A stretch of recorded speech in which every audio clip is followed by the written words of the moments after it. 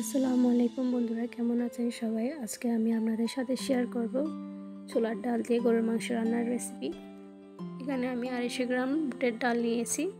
ডালগুলো 4-5 ঘন্টা ভিজিয়ে রেখে আমি পানি দিয়ে ভালোভাবে ধুয়ে নিয়েছি। এখন সিদ্ধ করে নিচ্ছি। দিয়ে দিচ্ছি পানি আর সামান্য হলুদ। এখন ঢাকনা দিয়ে ঢেকে সিদ্ধ করে নিচ্ছি। 15 মিনিট পর আমি ঢাকনা তুলে চেক করছি। ডালগুলো সিদ্ধ হয়ে গেছে।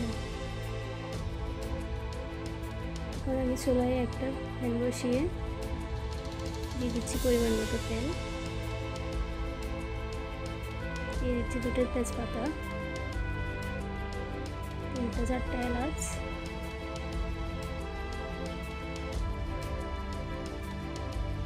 এখন দিয়ে দিচ্ছি পেঁয়াজ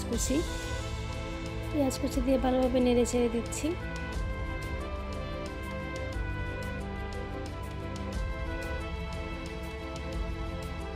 পেঁয়াজ ভাজা হয়ে এলে দিয়ে দিচ্ছি হলুদ গুঁড়ো, ধনিয়া গুঁড়ো, লাল মরিচের গুঁড়ো, গরম মশলার গুঁড়ো, পরিমাণ মতো লবণ।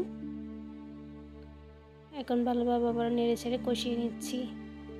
এখন দিয়ে দিচ্ছি একটু পানি যেন মশলাগুলো নিচে লেগে না যায়। এখন আবারও ভালোভাবে নেড়ে ছেড়ে কষিয়ে নিচ্ছি।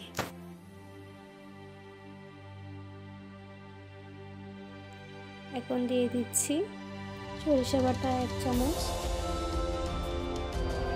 রসুন বাটা 1 চামচ, আদা বাটা 1 চামচ। এখন আবারও ভালোভাবে নেড়ে ছেড়ে কষিয়ে নিচ্ছি। এখন দিয়ে দিচ্ছি মাংসগুলো আমি আগেই ধুয়ে কেটে পরিষ্কার করে রেখেছিলাম। মাংসগুলো দিয়ে ভালোভাবে আবারও কষিয়ে নিচ্ছি।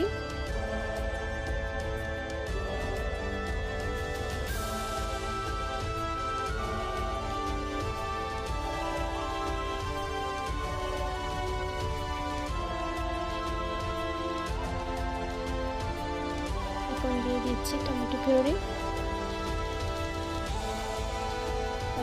দিয়ে আবার ভালোভাবে নেড়ে ছেড়ে কষিয়ে নিচ্ছি। এখন ঢাকনা দিয়ে ডেকে আরো কিছুক্ষণ রান্না করে নিচ্ছি। এখন দিয়ে দিচ্ছি আগে থেকে সিদ্ধ করে রাখা ডালগুলো দিয়ে আবারও ভালোভাবে কষিয়ে নিচ্ছি। এখন ঢাকনা দিয়ে ডেকে দিচ্ছি। ঢাকনা তুলে আবার ভালোভাবে নেড়ে ছেড়ে কষিয়ে দিয়ে দিচ্ছি পানি।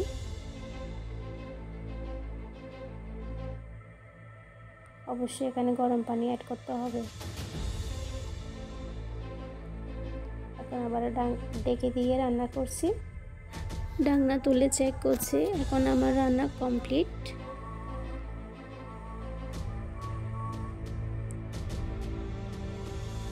আপনাদের রেসিপিটি ভালো লাগলে প্লিজ চ্যানেলটা সাবস্ক্রাইব করে পাশে থাকবেন।